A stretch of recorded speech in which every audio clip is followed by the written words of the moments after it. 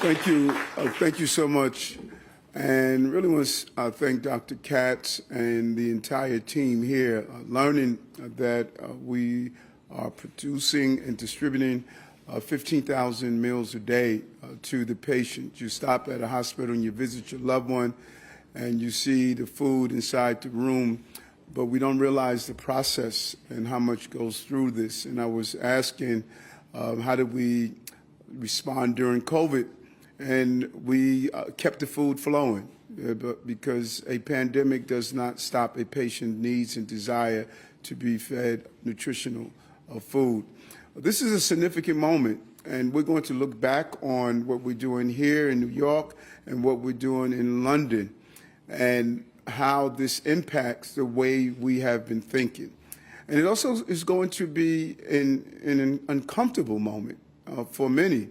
It is easy to talk about emissions that are coming from vehicles and how it impacts our carbon footprint. It is easy to talk about the emissions that's coming from buildings and how it impacts our environment.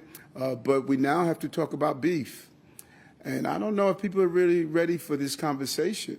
And we can't have a level of hypocrisy where we want to ensure that we do local laws to address the emissions that's come from fossil fuel, but not willing to have a real conversation on what food is doing to us. And I recall during my campaign for mayor, when we first started engaging in the behavioral issues that's attached to unhealthy food.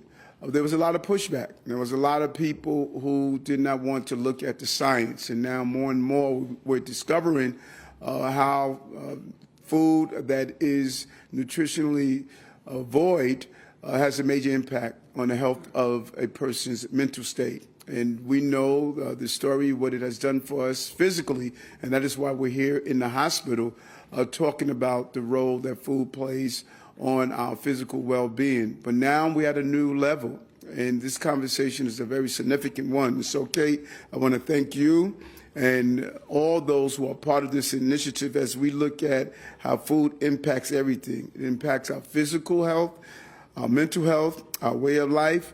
And today we are saying to New Yorkers and really to the globe that it impacts our planet. I always say we have two mothers. One gives birth to us, the other sustains us, and we have been destroying the one that sustains us based on the food that we have been consuming. I'm excited to announce that for the first time in our city's history, we're measuring just how much of an impact our food choices have on our emissions. First time we're doing this. We work with the C40 Cities Climate Leadership Group, and I want to take my hat off to a great corporate partner, American Express and EcoData Lab, to put this new inventory together. And we're grateful for their partnership. And again, as I mentioned, my colleague across the pond, Mayor Khan, and the partnership that New York and London are bringing together to lead on climate from both sides of the Atlantic. The new integrated emission inventory we're unveiling today show that food is the third biggest source of cities' emissions, right after buildings and transportation. Third, right after buildings and transportation. 1 in every 5 metric tons of carbon dioxide our city emits comes from food. But all food is not created equal. The vast majority of food that is contributing to our emission crisis lies in meat and dairy products. We already know that a plant-powered diet is better for your physical and mental health, and I am living proof of that. But the reality is that thanks to this new inventory, we're finding out it is better for the planet. I like to say that you can only inspect what you expect, and today we are inspecting what we are expecting. That's why today we're committed to reducing the city food emission by 33% by 2030. and challenging our private sector partners to reduce by 25% by 2030. What this means is shifting the kinds of food we buy and serve.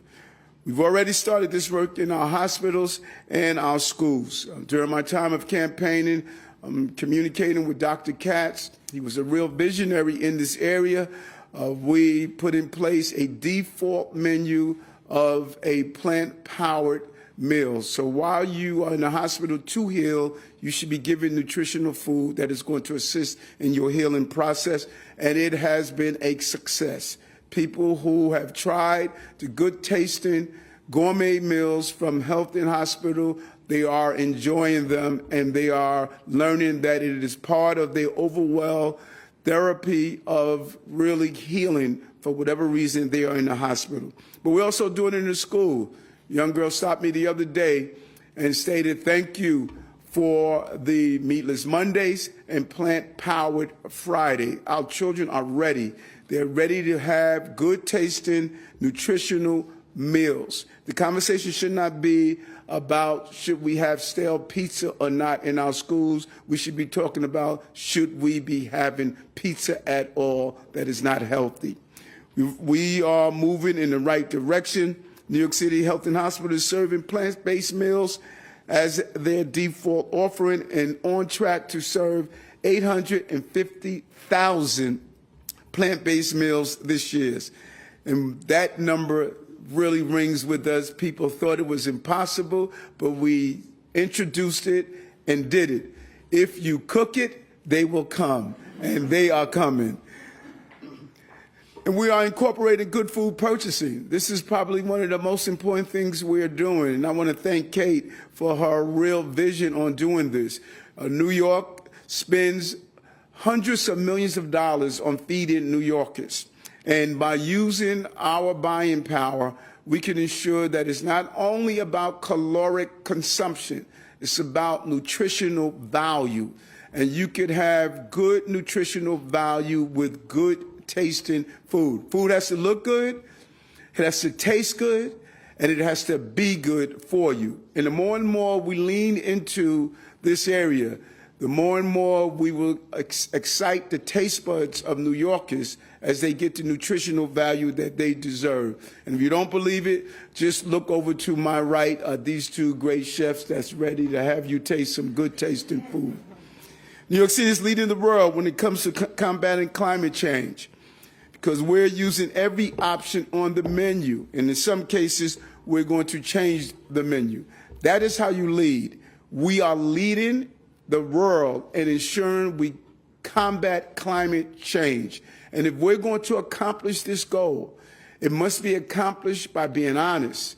You cannot leave the third leading cause of climate change unacknowledged.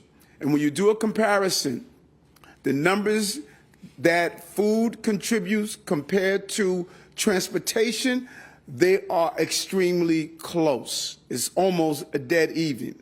So we can't talk about cars, we can't talk about buildings if we're not talking about the food that also contribute to this crisis. Today, we are saying to New Yorkers who are serious about this charge of cleaning up our environment, we now have a new focus that is also must include food. Thanks all who have been part of this important research and the ability to move us forward to address the climate issues in our city and the health issues that comes with it. Thank you very much.